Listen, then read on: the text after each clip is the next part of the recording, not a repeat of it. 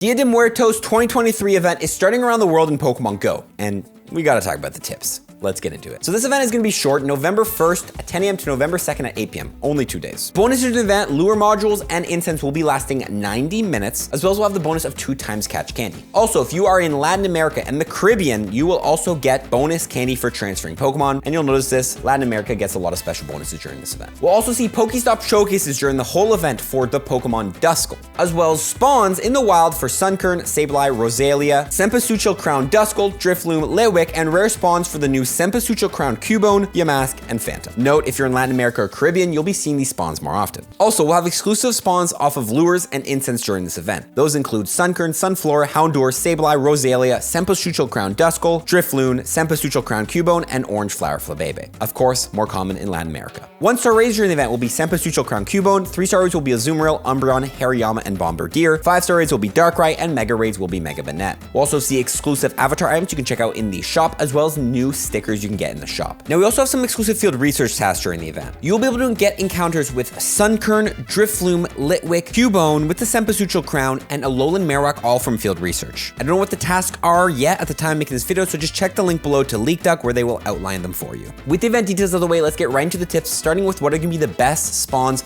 on the wild, off of lures, and all that stuff. Just stuff you can find in the wild. Starting off with Sableye. Sableye gets you 750 Stardust every time you catch it, so definitely catch those Sableyes during this event. Sableye also does have a Mega form in the game, and the purified version of Sableye is an amazing Pokemon in the Great League, so great to grind candies and XL candies for these Sableyes in the wild. Roselia is also in there, evolving into Roserade. Roserade is a good poison and grass type raid attacker, as well as Roserade having some play in the Master Premier Cup. Cempasúchil Crown Duskull will be in there, which can evolve into Dusclops. Dusclops is decent in some limited Great League metas. Drifloon's in there, evolving into Drifblim, good in the Great League and the Ultra League. Litwick's in there, which evolves into Chandelure, a good fire and ghost type raid attacker. Yamask will be in there, which evolves into Cofagrigus, good in the Great League and in the Ultra League. Phantom will be in there, which evolves into Trevenant. Trevenant being good in the Great League and the Ultra League. Sunflora is in there, which is a stage 2 Pokemon, getting you 300 stars per catch. Houndour is in there, which evolves into Houndoom. Houndoom having a Mega form in the game right now, definitely good to get some candies for that Pokemon. And finally, Orange Flower Flabebe, which can evolve into Florges, good in the Master Premier Cup.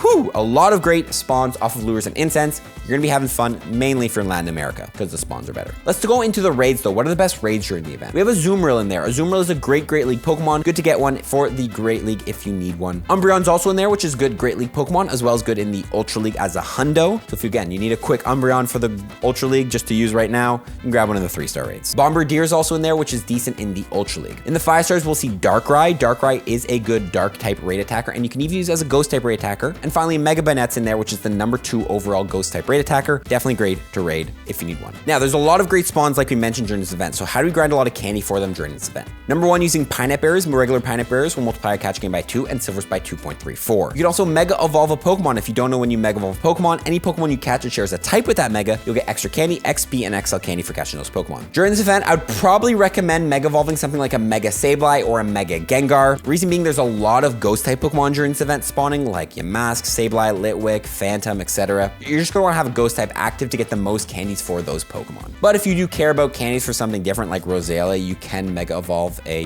grass type. You can also trade. If you don't know when you trade away Pokemon, if the distance between where those 2 Pokemon were caught is over 100 kilometers, you get 2 extra regular candies and a guaranteed XL candy. So if you have a friend that recently went on a trip, you can trade a bunch of these locally caught Pokemon you catch with their distance Pokemon and get guaranteed XL candies for trading away these Pokemon. It can be a great way to grind some easy XL candies. Finally, go ahead and transfer Pokemon. Now, if you are in Latin America or the Caribbean, you're getting extra candy for transferring Pokemon during this event. So if you've been saving any Pokemon in the past or you catch any Pokemon during this event, definitely transfer them if you're in Latin America or the Caribbean to get extra candies. If you're not though, definitely save those candies, hold onto them until some sort of spotlight hour in November. Finally, that moves us into our Platinum Medal tips. You need 35 Platinum Medals to go from level 48 to 49 Pokemon Go. Which ones should you work on during this event? Number 1, we do have 90-minute lure modules. So the Picnicker medal, use a lure module to help any trainer catch 2,500 Pokemon, is a great medal to work on during this this event. Specifically, go to a very busy area where there's a lot of trainers who are going to be playing, and go ahead and drop those lures down. People will be catching off those lures and they'll be lasting longer, helping you work on this medal. We also have phantom spawning during the event. If you don't know, if you actually receive a phantom from trade, it's completely free to evolve it. So that helps you work on your scientist medal Evolve 2000 Pokemon. Get your friend to catch some phantoms, you catch some phantoms, you guys trade them, and you can go ahead and evolve them for completely free. A great way to grind XP as well. We also have some exclusive raids during the event. So the Rising Star medal, defeat 150 species of Pokemon in raids, can be a great medal to work on this event. Raiding something that you've never raided before, like a Hariyama, at least once, gets you a point towards this medal, so definitely do it if you can. Finally, that brings us to our final medal, the Showcase Star medal, win 100 Pokestop showcases. You do have those Duskull Pokestop showcases, so it's definitely worth to save your Duskulls and try to win those showcases. My tips for winning showcases, always drop into the local showcases. Don't drop into the ones downtown. It's really hard to compete and really hard to win those ones.